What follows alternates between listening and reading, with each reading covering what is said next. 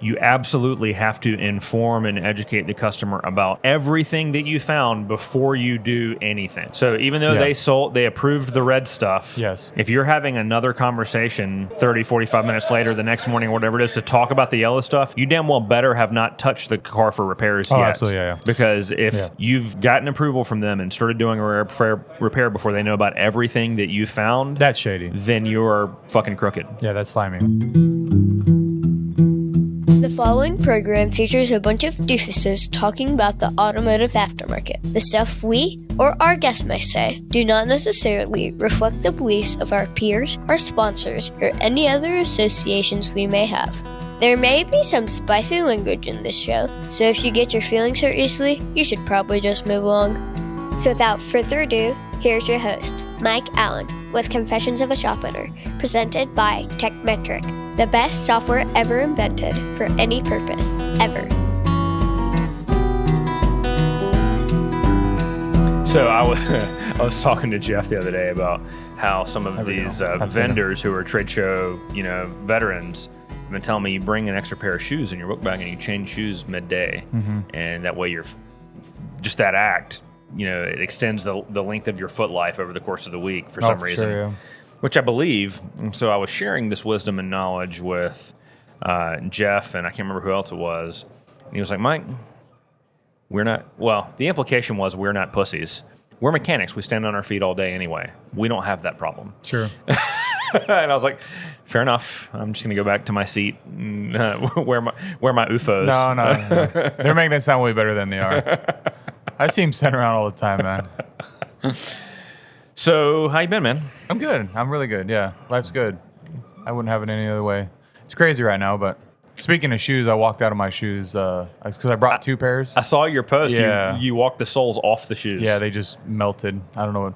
You know what was weird is they were falling apart. And by the time I got to the hotel room, as I was, they fell off. Because it was hanging on, slapping. They're like flip-flops. Yeah, I was like, how did it time itself? Right when I got to the hotel room, they totally fell off. It was wild. On my honeymoon, we were hiking in Volcano National Park across a lava field. And the bottom of my Scarpa hiking boot that I'd had since college came off on the lava field. And that's sharp rock, right? Yeah. And that was a hot mess. I ended up unlacing both of my boots and using my laces to tie the sole back onto my shoe. You're a clever guy, man. You're a lot smarter than you look. No. That's born of desperation. I was don't sleep on Mike, man. You look at him and then this guy don't know. The wheels are turning up there, man. This guy kind of looks like a moron. Yeah, but he's pretty freaking smart. I would have never thought of that. What's the saying? I don't remember who it's attributed to, but better to be silent and thought a fool than to open your mouth and remove all doubt. That's a good point. I open my mouth and remove all doubt fucking daily. Oh, man. That's how we're all guilty of that. So we were just talking in the hallway about, I just asked you how business was, and you said that you almost doubled this year. Is that right? Yeah. So last year we closed, I think it was just under 1.2, which was just miserable.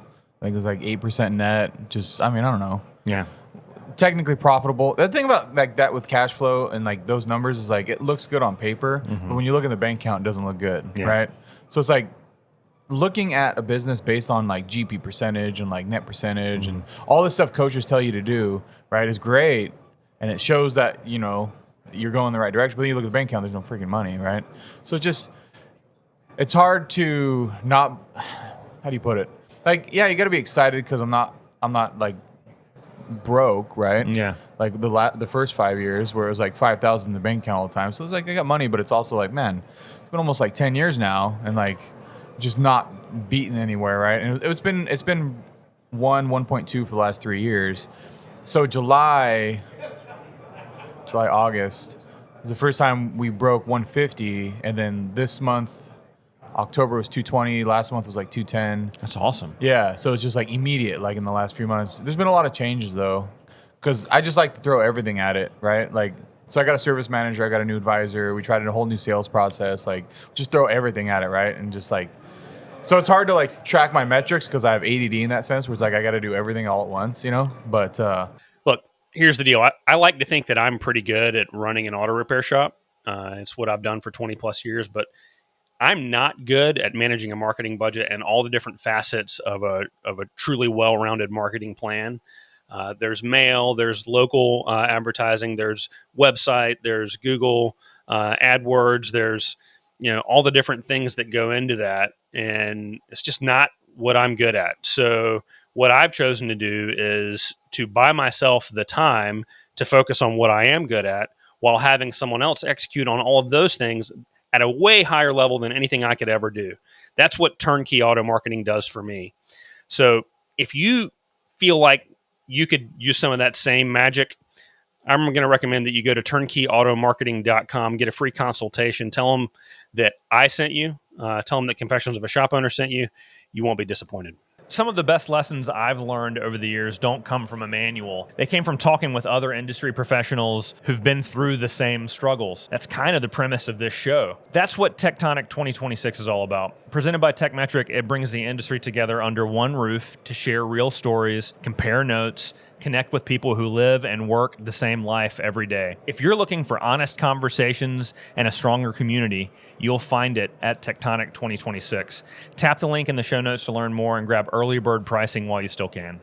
I mean, it's pretty easy to tell when you have a good sales process that you're using and it starts to work. And I think that's what we were talking about, right? Yeah. I very much have shiny object syndrome, and I'll get focused on one thing and think that that's going to solve all the world's problems, to my own detriment sometimes, and then I move on to the next shiny thing. So follow through and completion has been a problem for me over the years.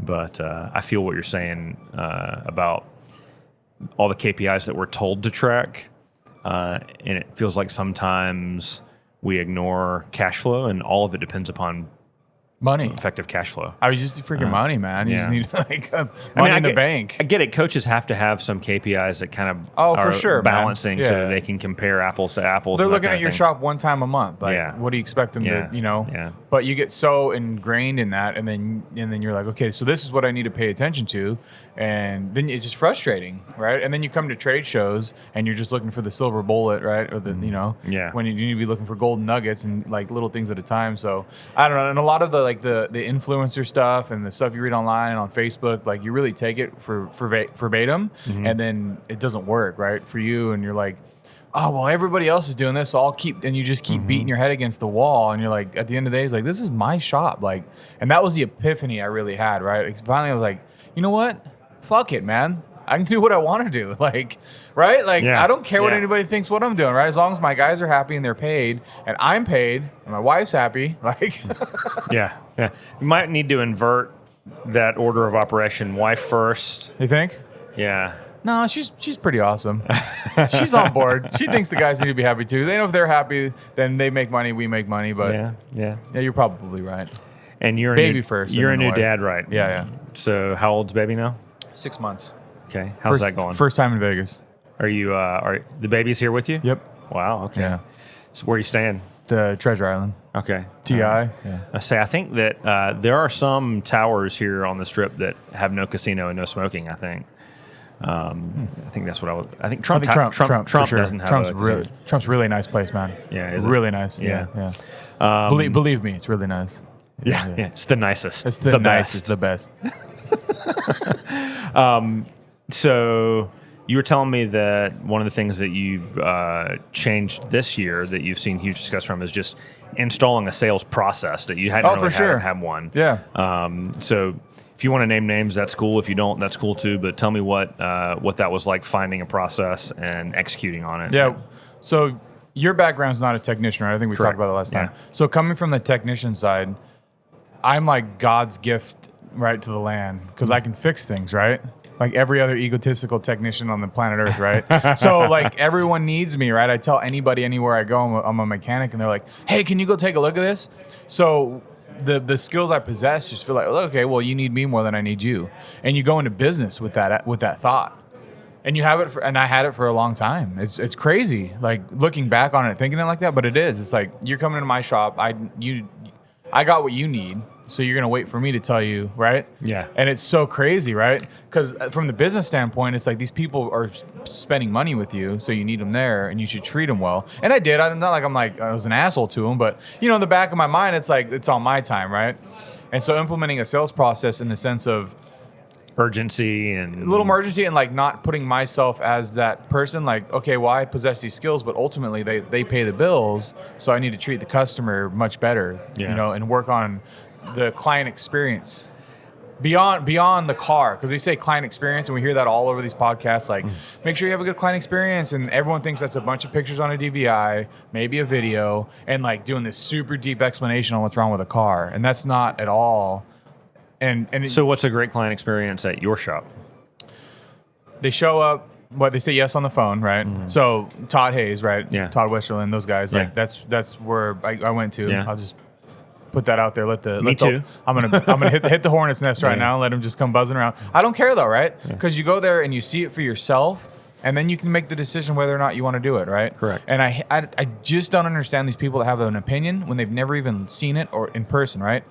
It's like go taste the food and then tell me if it's bad. I think to a degree, from an influencer standpoint, they're so invested in being anti that.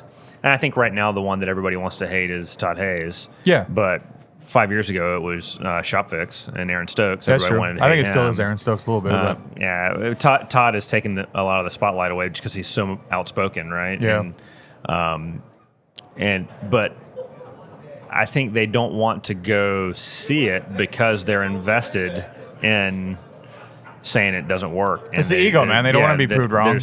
They're scared to see that maybe there is something to it. I did it. I was in that same camp, man. Yeah. And the first day I was sitting there in class, I'm like calling them out on every little thing that they're saying, right? Mm-hmm. And it's not even Todd that preaches. Yeah. It's Joe. You've been there, Joe Adams and Glenn Piccolo. And Glenn Piccolo's a beast, man. Yeah. And Joe Adams is the most impressive kid I've probably met in my entire life. Well, and seeing his development over the last couple of years, he was a little bit clunky and a little bit new to it. Yeah, but he's like not even 30 years old. Yeah, but he's just like what they preach in their business. They get reps. They practice. Yeah.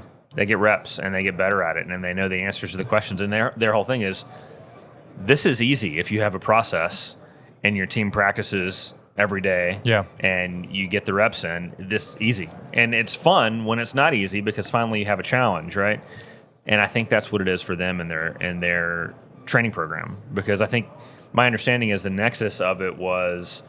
The program, as it started, is their 3-day onboarding process boot camp for new hire service advisors, explaining their process and their system and how they do what they do and why they do it. Yeah. And it's obviously evolved some right now because it's turned into a revenue stream for them, right? Oh, yeah, absolutely. And it's also, I think it's... They're killing it on that, too. It's yeah, crazy. Well, and it's a proving ground and an opportunity to hunt for new clients or new acquisitions as well. I don't fault them for that. They're trying to grow $1 billion business, right? Good on them. Well, in your opinion, doing that training, you've done a lot of coaching, a lot of training. Yeah. If you're like me, there's always hidden revenue in missed maintenance sales or overlooked customer concerns. Detect Auto helps auto shops unlock that revenue by analyzing vehicle service histories, pinpointing maintenance recommendations, and equipping advisors to confidently address customer questions. It's easy. It integrates with your existing software, and your team will love it. Check out detectauto.com and see how your shop can stop guessing and start selling better service recommendations today. What's your opinion on that 2-day process that you go to? You spend the $2,000, whatever it is. Yeah, you'll go do that, and then they're gonna be like, well, you should come a day early and do the rec attack day. You should stay a day late and do the accounting day, or you should stay a day late and do the recruiting day.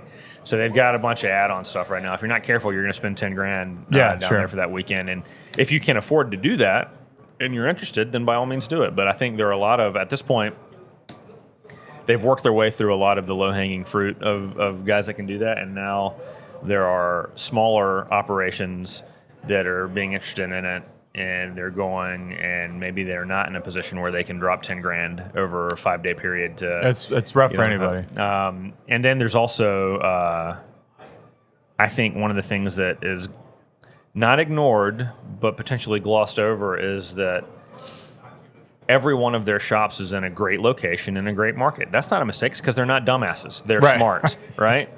But to think that the system that they're executing in one of the wealthiest major metro areas in the country can also be executed in a town of 1,500 in Nebraska, where the average household value is $75,000.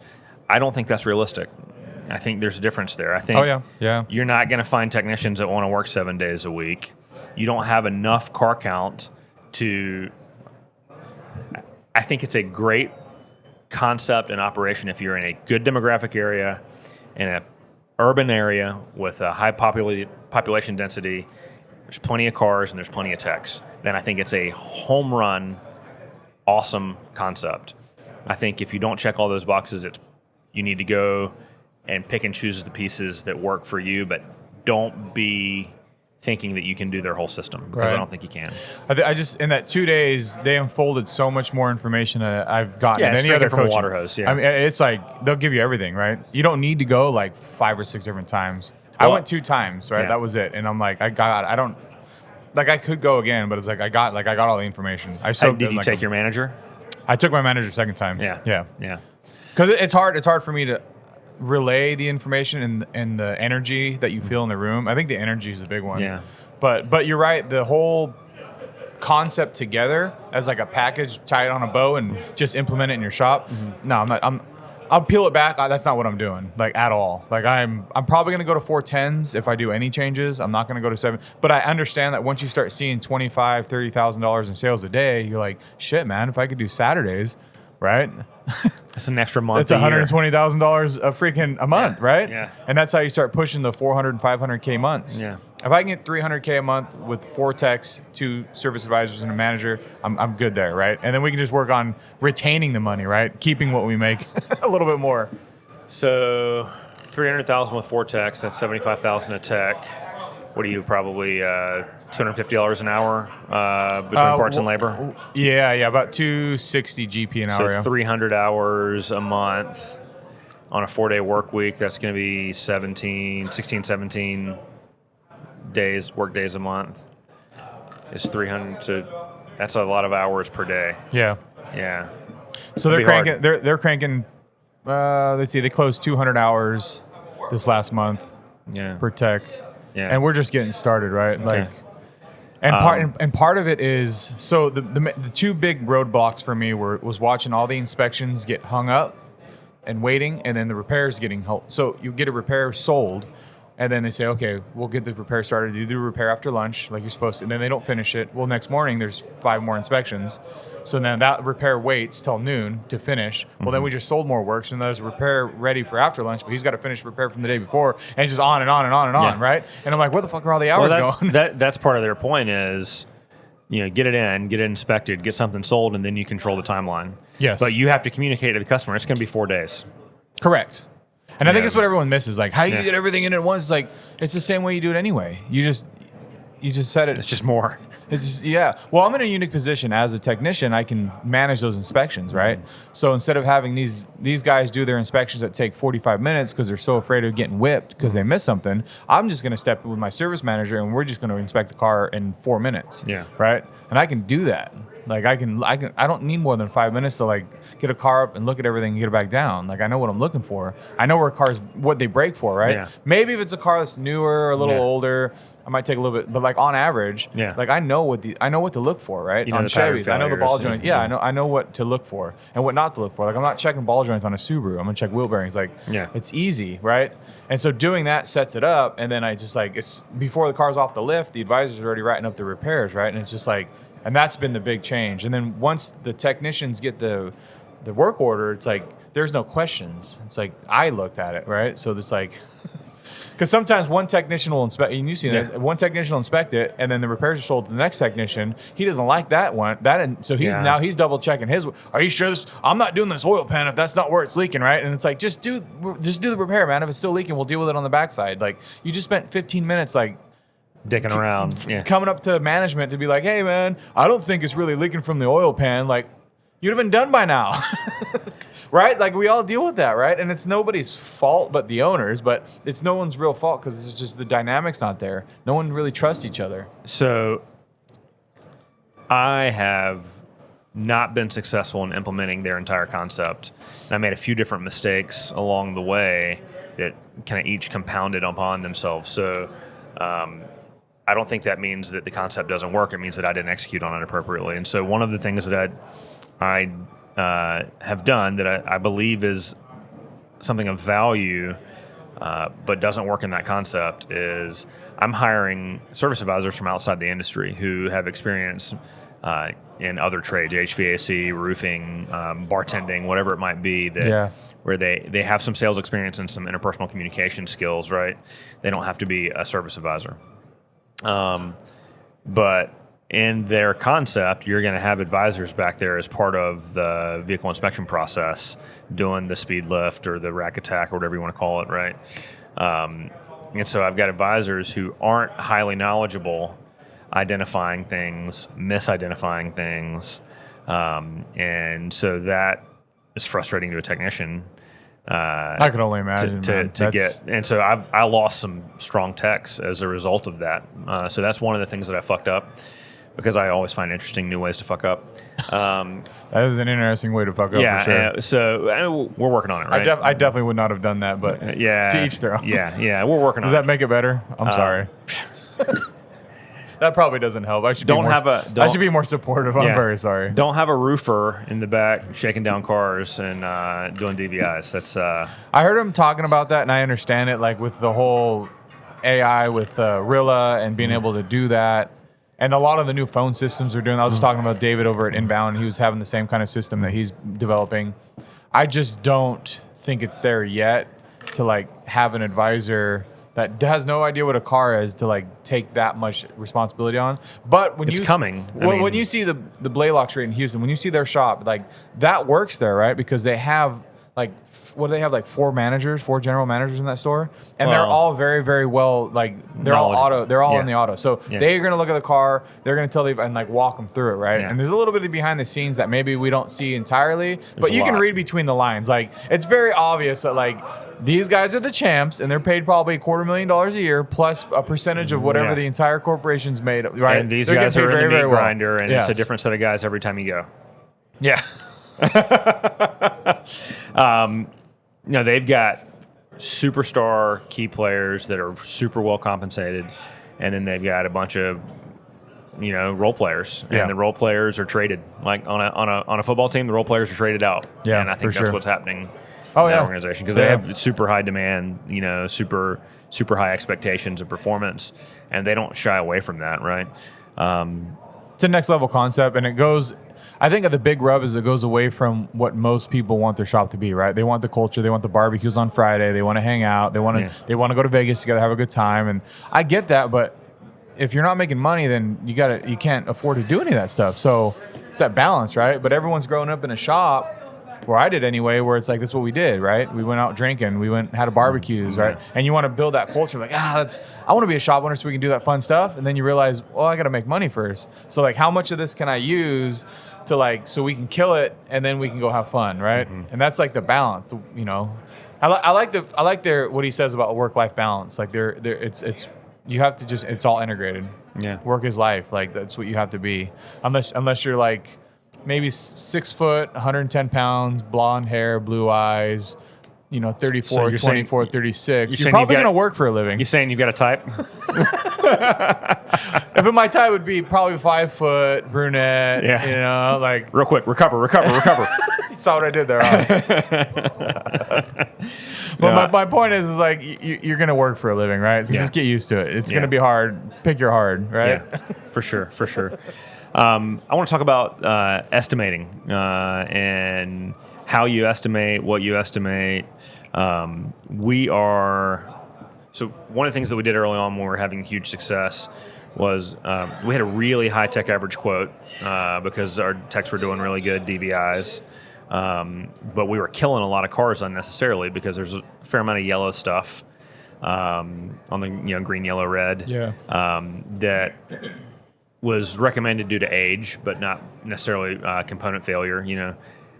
Hey, these struts are 110,000 miles old. They're not leaking, but they're beyond expected service life. So we go ahead and quote those. Well, we're going to do quick struts, right? Do the old Jounce test. Yeah, and they failed the Jounce test. Then suddenly we're adding $3,000 to the estimate that never gets approved, and sometimes causes them to stress out and not approve other things that are more important, and then they just move towards getting rid of the car. So, they call it, in Houston, they call it the kitchen sink, throwing the whole kitchen sink at them and overwhelming them. A perfectly good car that might be good for another 100,000 miles if they do some maintenance and repairs over time, but you tell them that they need $8,000 worth of work and they just go get rid of the car and get a different car, right? That was 100% happening with us. And so what we started doing was we're always going to estimate and sell to the best of our ability anything that's red. And the yellow items, we would educate and inform. The customer still is informed about it, and they have a right to know about it before we do the red stuff, right? But we don't necessarily estimate, and we don't go hard in the paint trying to get the yellow stuff. Now, if they say, well, I want to go ahead and take care of that too, then of course we're going to do that. And so what happened was our tech average quote went down a fair amount. Our time spent on estimates went down significantly. Our closing rate went up, and actually our average repair order went up because we were killing fewer cars, right? And so that was really good. Everybody loved it. And then we signed on with HubShop Solutions, went right when they were getting fired up, and that was effectively outsourcing the estimating process. And we also signed up with Detect Auto, which searches Carfax service history and compares to maintenance recommendation schedules and recommends services in that capacity. And what happened is, unintentionally, we rebounded right back to having huge estimates because we were no longer having to spend time estimating the yellow. Somebody else was doing it for us. And so we noticed this spike when we had made that adjustment. And then when we signed up with HubShop and Detect Auto at the same time, it started to trickle back down. And our average repair order is back down to where it was before now. Our tech average quote is even higher than it's ever been. So our closing rate is lower than it's been. And our customer churn is higher because we're having customers that come in and every time you come in, it's $3,000, right? Yeah, they're only going to put up with that. Retention's going down, yeah. So I certainly some unintended consequences that happened there. So what we're doing right now for a number of reasons is we're bringing estimating back in-house, and we're moving back to that. We're going to estimate and sell with intention the red stuff, and we're going to educate and inform the yellow stuff. And obviously, if they ask for it, then we'll go that route also. And hopefully we'll reel that back in a little bit, some of the unintended consequences that we had seen. I don't know. In my light experience, I definitely am very invested in the sales process. Now, I've never been a salesman, right? Like I started on the floor and I never had to sell a job. Yeah. Like, right? They just said yes. And like Glenn says that all the time. Like the sale starts at the first no, Yeah. right? And it's like that was mind blowing for me. I'm like, you're right, because like, if their car's broken, they got to fix it. Like, I'm not selling anything, right? Well, you're a transmission specialist early on, right? Oh, yeah. I mean, of course they say yes. The car is not fucking moving until they say yes. I mean, oh, yeah, for sure. Yeah. And I get other shops bringing me stuff. It's like, so it's like, it was too easy, right? Yeah. And moving into general repair was like kind of a different animal, but, you know, it's easier in a sense because the repairs are easier, right? And then I'm not the one doing the fixing. So that was a big thing. But hey, it's me, Mike's kid. Want to tell us your wild shop stories? Or maybe you just think my dad's totally wrong. Call us at 704-CONFESS and leave a message. You can tell us we're awesome, or you can tell us we're idiots. We're cool either way. That's 704-CONFESS. Just don't make it too weird. I mean, I had the same exact problem that you did, right? The kitchen sink, the 300% rule, right? Present everything all at once, right? And it's like conversions go down. ARO is great, but it was like the retention's down. And so we moved from green to red like over a year ago. So we had no yellow for a long time. Just try to fix that. Okay. I'm like, okay, we're not going to do yellow anymore. These technicians are like basically just marking anything that they're not like, they just mark everything else yellow, right? Like, unless it was like shiny, bright, and brand new, it was green. Everything else was yellow. I mean, like 4 millimeters on front pads. Yeah, see, like I'm moving away from that too. Like you're either it needs to be serviced or it doesn't. Like you're at the end of your service life in yellow, or it needs to be serviced. You're in the red zone. Do you think that do you think that it is a service to your customer to say, hey, you don't need this today, but just so you know, on your next visit, you're probably going to need this. Absolutely, and that's why like moving from green to red I thought was the right move, because it was like, okay, if the techs are calling it out, it needs to be replaced. Bottom line, you guys are skilled at what you do. If you're calling out a part, it needs to be replaced today. Bottom line. Otherwise, it's green. We're going to get rid of this like muddy yellow area where like no one knows what's really going on. And that was a disservice. Like, and so when I saw the process of being able to identify the safety concerns and the main concern when it came in, and then say, okay, we're going to call you back in 30 minutes once the tech's done with the rest of the inspection, I just set that process up because now we're going to talk about the yellow stuff, right? Like we're gonna call, talk about the red stuff. This needs to be done right now. And honestly, it kind of qualifies the customer too, right? Yeah. I mean, we talk about it it's about money, right? Are you going to spend money to fix this car today? If you're not, then I'm not even going to write up the estimates on the yellow stuff. Like, it's not even worth the time for the advisor to do it. So that was a big time saver as well, right? And most people want to fix their car, like, especially when you present. And I do a video, like, I get under the car personally, and I'm like, hey, this is Jimmy. This is what I found. This is what you need. And that alone has been a game changer, right? Because I'm the owner of the place, and I get to be like, hey, this is what's wrong with your vehicle. Like, you can't be more transparent than that. So this, I think, it needs to be stated and repeated, because I think some of the haters online try to jump upon that. You absolutely have to inform and educate the customer about everything that you found before you do anything. Yes. So even though they approved the red stuff. Yes. If you're having another conversation 30, 45 minutes later, the next morning, whatever it is, to talk about the yellow stuff, you damn well better have not touched the car for repairs yet. Absolutely, yeah. Because if you've gotten approval from them and started doing a repair before they know about everything that you found, that's shady. Then you're fucking crooked. Yeah, that's slimy. Yeah. So, and I'll peel that back, and that's the conversation we had. Hey, this is what we found. This is how much it's going to be to fix what you need right now. The car's still on the rack. We're going to complete the inspection. I'll call you back in 30 minutes with anything else that you need to be aware of. And and then we tell them, hey, we got the parts coming. Everything is set. Ball's rolling. We're going to get it done. And it's going to be done today. But I'm going to call you back if there's anything else that you need to be aware of. But also, I'm inspecting the car, so if there's any major safety concerns outside of what they need fixed, that's what we're having a conversation of too. So the yellow stuff is literally like shocks. Your shocks are, your struts are kind of leaking. You're going to be due for fluid service. Your control arms, like whatever, right? And I'm making that call, so I'm leading in the front, and I can like delegate that, right? And I'm teaching my service manager and my advisors that kind of stuff, and it's going to take a long time. I'm going to be doing that for a little while, right? Yeah. Well, I mean, realistically, if your business continues to grow, you're going to be doing that forever, because you're going to, want to hammer home the basics on a regular basis, so that people don't fall back to their, But you know what? It's like the most exciting I've had in a long time, because I was typically coming from the rear. Mm-hmm. I'm going to need you to say that again in a different way, please. I was coming in hard and fast from the rear. Well, that's how babies are made. So I was playing defense instead of offense. How's that? Is that better? You can edit out the so first you're part, saying right? that you were a taker? I was swinging both ways. Are you a power bottom? Wait, is that what you're saying? I can be. Who's that bat next? What were we talking about again? Did it get hot in here all of a sudden? So next week, we're having a team meeting Tuesday, actually, night after we close up shop. We've got key players from front of house and back of house all coming up front, and we're hitting the reset button on our DVI standards, right? Because we've got printed, laminated front and back standard sheet of what's green, what's yellow, what's red. But we're going to kind of try to reinvent that wheel a little bit and include images of anything that is yellow. This is what we mean by yellow, and this is what we mean by red. And so because there's like conversation about control arm bushings cracked. Are these yellow or are they red? What level of cracking? Or fluid leak classifications, class 1, class 2, class 3. What do we mean by that?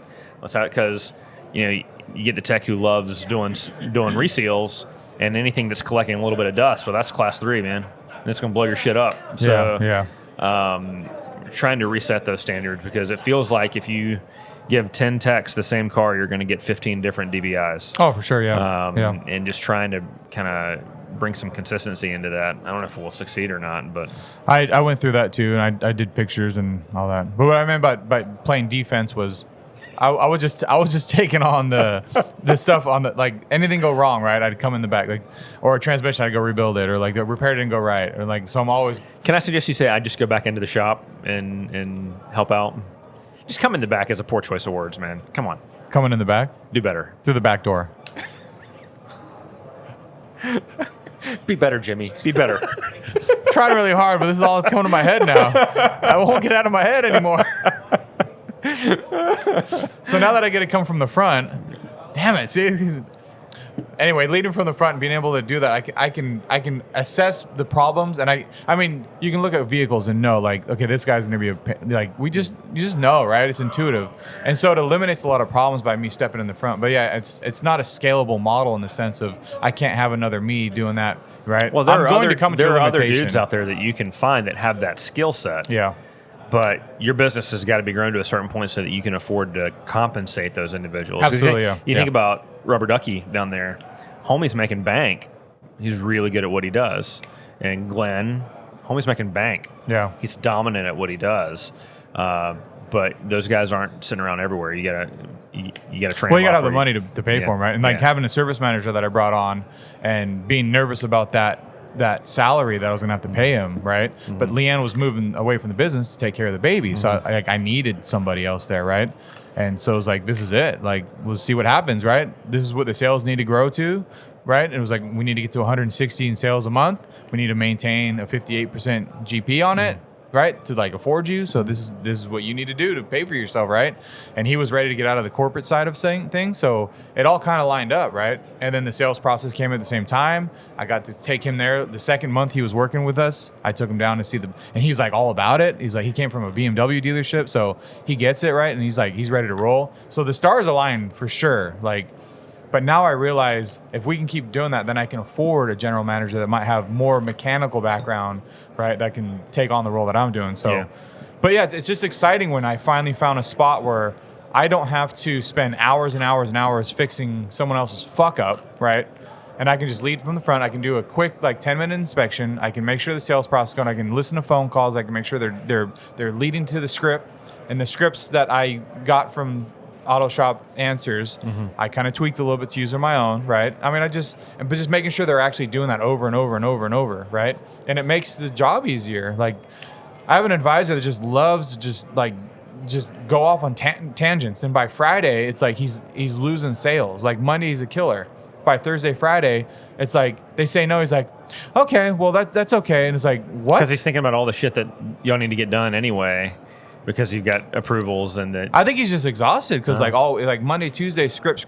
Wednesday, all of a sudden he's having these weird off tangent conversations. Thursday, he's starting to diagnose cars on the phone again. Friday, he's like, they'll say no, and then he's like, okay, well, let me know when you're ready, right? It's like, dude, like, the reason why you're doing that is because your brain is turning into mush because you're having actual conversations, right? Decision fatigue. Us talking right now. This is exhausting. Like, it's exhausting to not have. To just constantly come up with something new. If I just had a script over and over and over and over, the more you do it, the easier it gets and the less you have to work, right? And it's like, that was huge to see that too as an epiphany, right? It's like, just trust me, just keep doing this over and over and over. Like, this isn't going to work with everybody. And it's the same shit I hear online, like, and what you said about using that process in a different, it's not going to work here. Just do it. If it doesn't, then we can change later, right? Don't tell me no without even trying it. I'm paying you, man. I write your paycheck. This is what I need you to do. Bottom line. That's it, man. And I'm not like, I don't like being that kind of guy, but eventually you have to realize I do write your paycheck. I'm asking you to do one thing, like say yes on the phone, get the damn car in the shop, quit diagnosing, and that's been a huge one too. The phone calls went from 7 or 8 minutes on an intake call to under 2 minutes. Yeah. And that's huge, There's right? There's no reason that you need to have 7 and 8 minute inbound on an intake calls. call. Yeah, no. Right? And you know as I do, when you see that in your recording, you know that car's not coming in, right? Once it hits 5 minutes, they're not coming in. Or it's going to be a shit show when it does come in. Or it's going to be a shit show. Yeah, for sure. So, you just sounded like something that we were just talking about. I was talking about with Josh Parnell this morning. We were riding in an Uber over here, or cab, whatever we got, on the way over here. And Jeff Compton was in the car with us.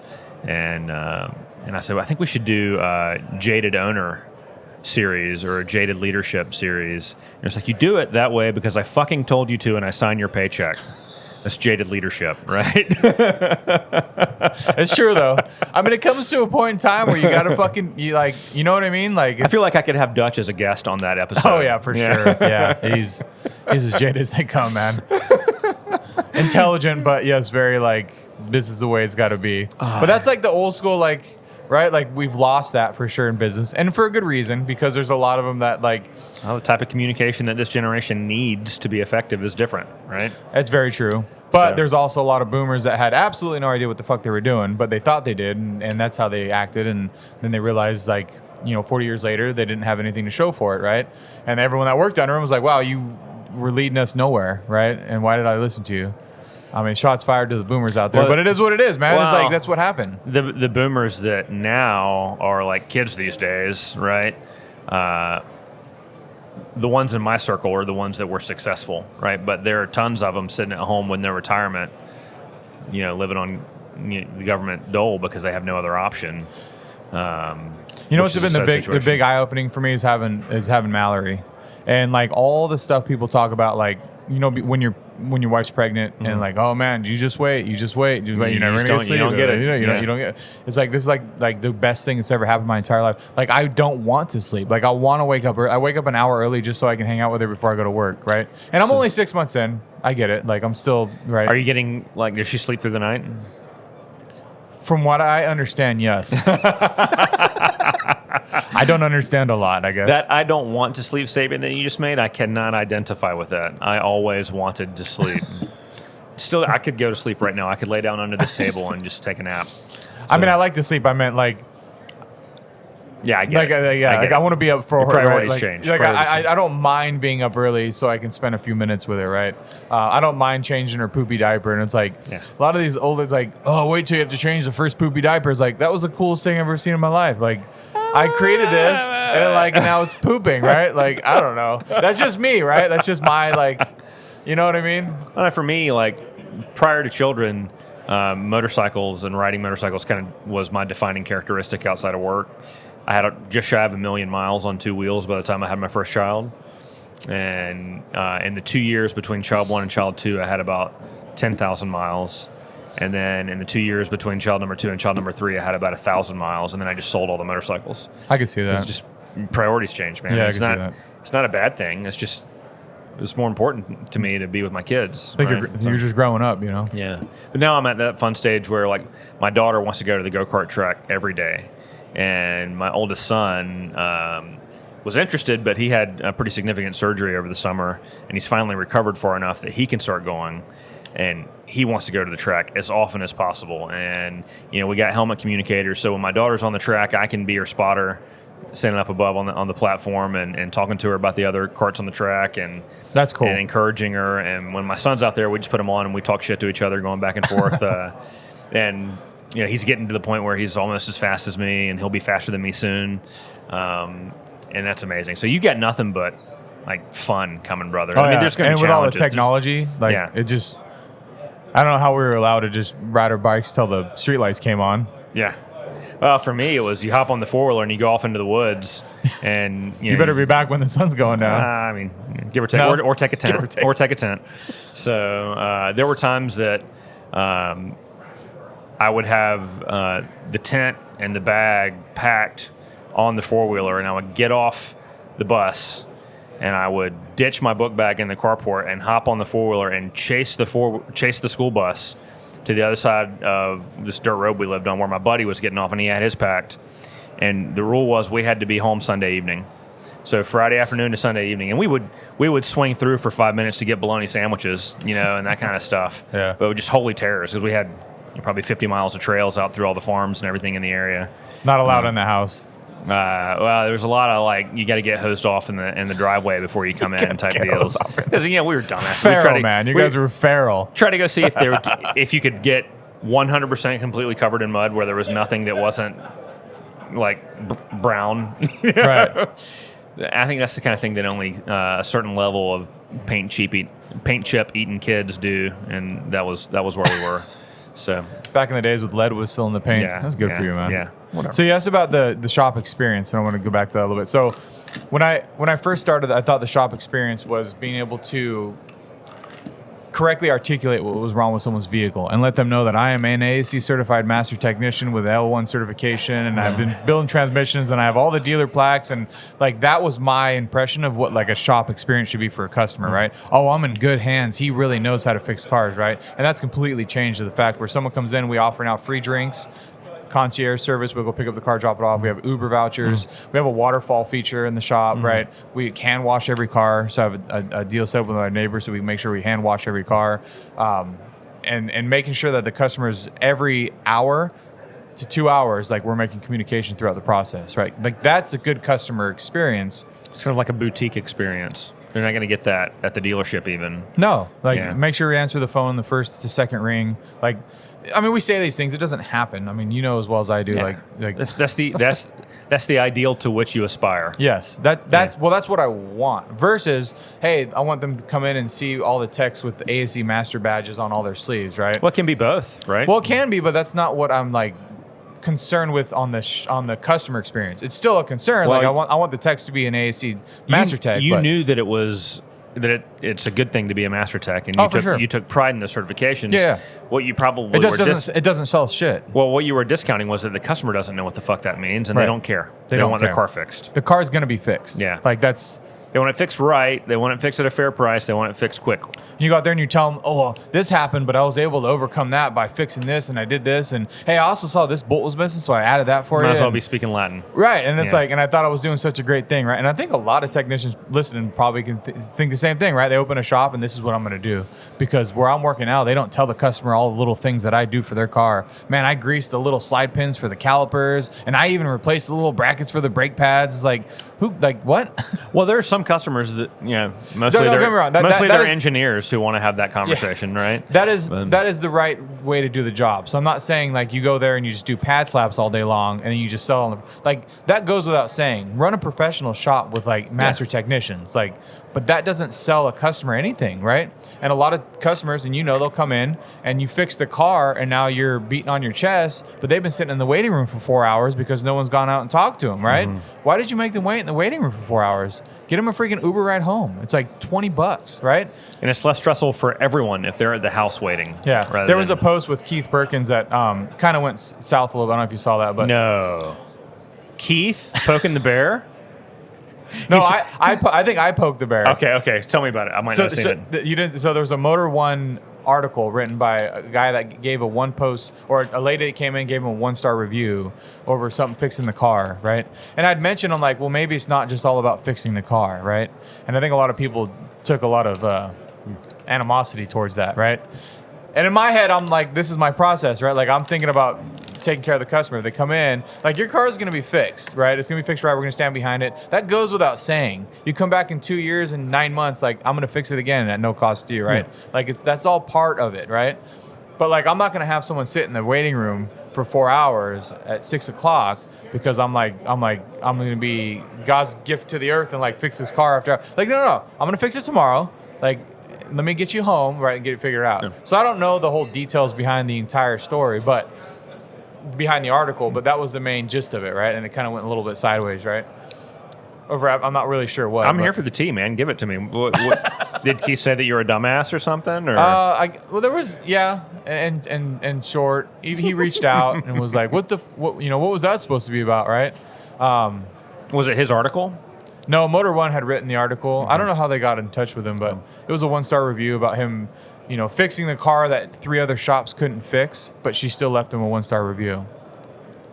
And yeah, I mean, that shit happens. It does happen. They're just unreasonable people sometimes. Yeah, absolutely. And that might have been what it is too. And like I said, I don't know the details, but my whole point was like, well, maybe it's not just always about, being able to fix the car. Like sometimes maybe just say no. There's more to a customer experience than that. Well, that and maybe just say no. Like I can't help you. You're not the person I want to deal with. And I hate that whole like the bottom feeders, and like getting rid of customers and all that kind of stuff too. Well, there's the flip side of that is some of the big multi-location operators that are growing rapidly and posting these enormous numbers say that they have the best techs and kind of beat their chest that they can fix anything. And some of them, I mean, and they have some great techs, right? And yeah. I'm sure that they do. They wouldn't have that level of success if they didn't. Yeah. But then you see guys that are kind of like the 0.01 percenters, like the Keiths of the world or the Seths of the world. Or the Brian Pollocks. Or the Brian Pollocks of the world. Where's Brian anyway? He's got some serious FOMO to not be here. Had some child care restraints. He said, by God, he's going to have it figured out for next year. But, they say, well, let's go have a tech showdown and see who's got really better techs. And that's, to a degree, Brian, that's just a dick measuring contest. Is like I want to, because you do it differently than me, and I find it abhorrent. I want to tell you that your techs aren't that good. Okay, and then at the same time, those same talking heads will say, some period of time later, only focus on the profitable work. Don't be a hero shop. Don't waste your time on the cars that have been to 5 other shops and nobody can fix it, because maybe you can fix it, but you're probably not going to make good money on it, right?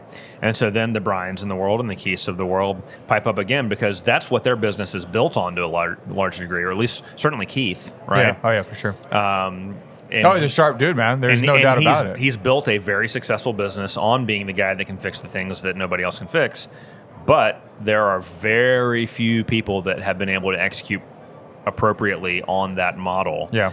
And there are a lot of people who have been able to execute appropriately on the only do the profitable shit model. Yeah. So, I don't know. Well, the problem is there's a lot of people that are watching them because they're influencers, right? They are very, very intelligent people, right? And they do have successful careers.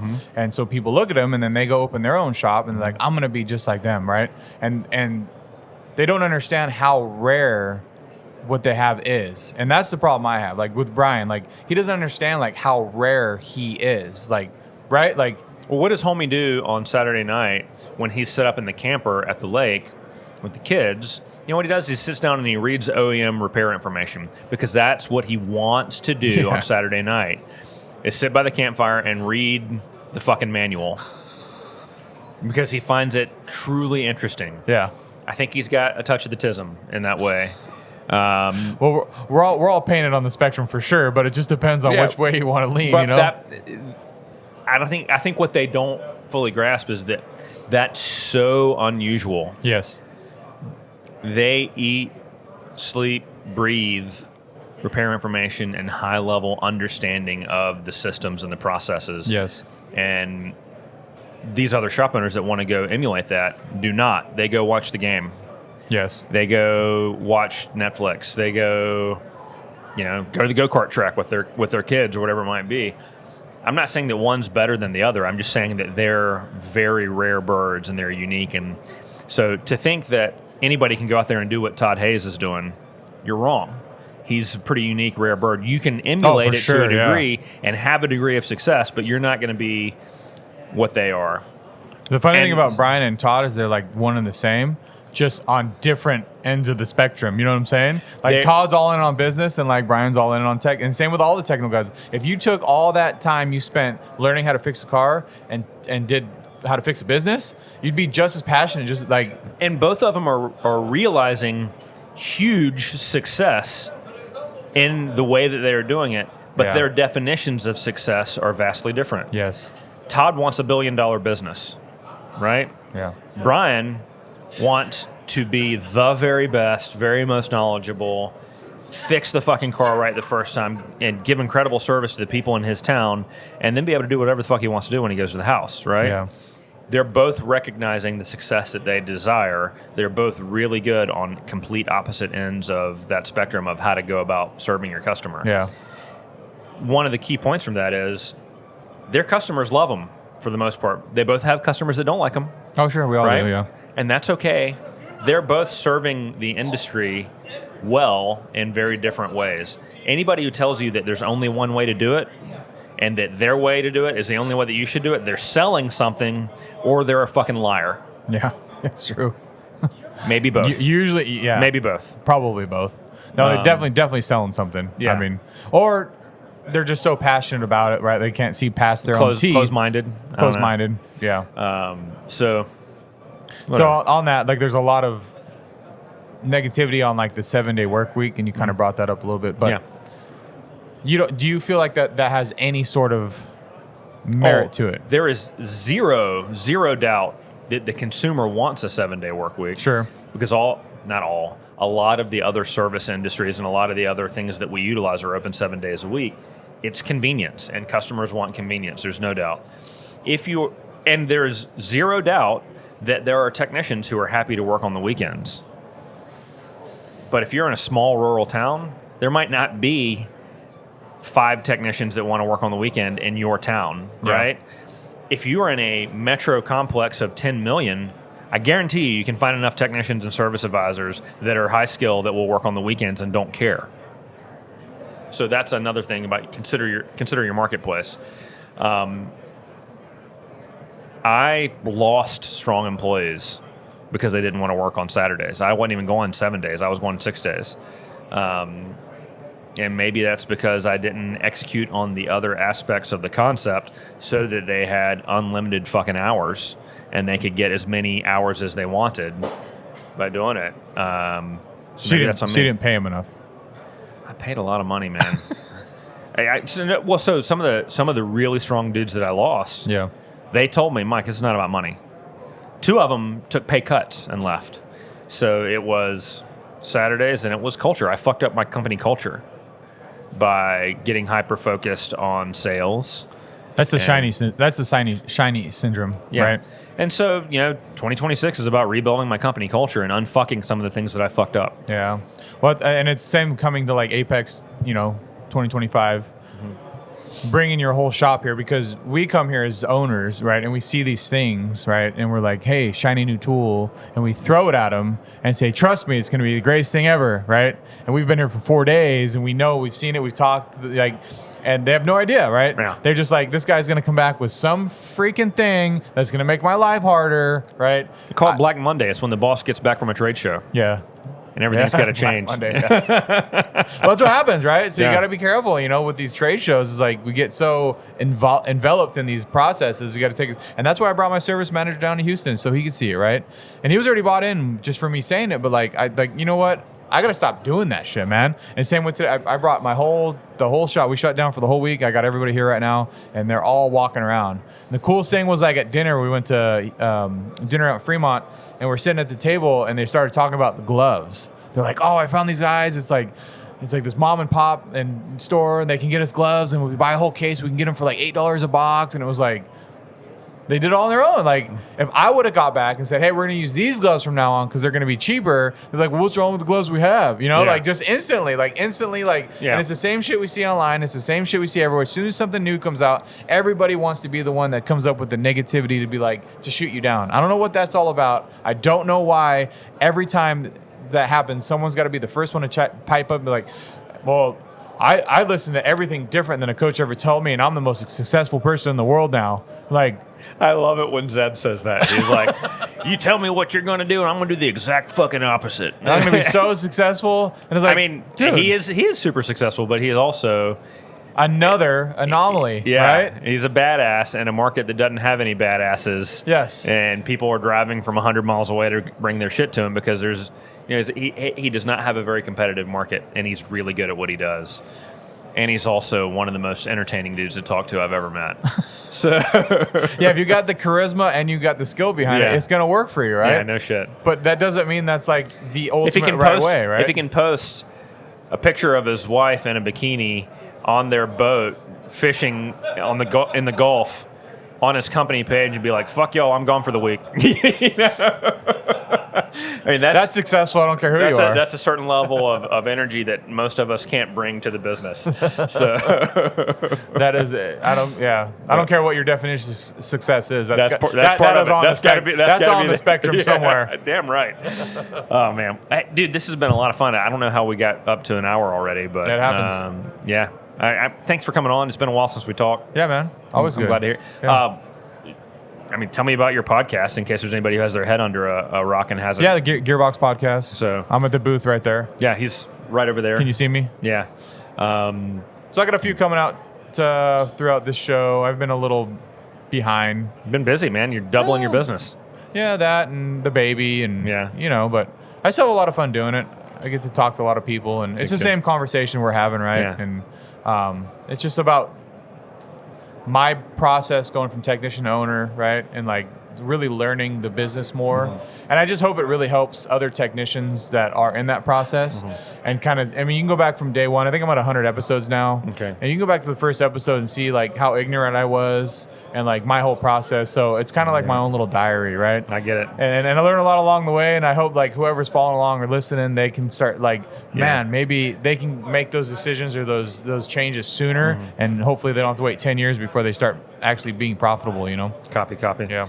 Well, the Gearbox Podcast, Spotify, Apple Podcasts, iHeartRadio, find it everywhere. Thanks, dude.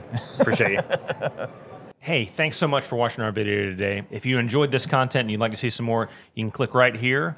And it would be really helpful for me if you thought that this level of mediocrity is something that could help your other friends that were shop owners or in the industry. You can click right here and subscribe. You can even set up notifications if you want. I'd love to have you on the channel.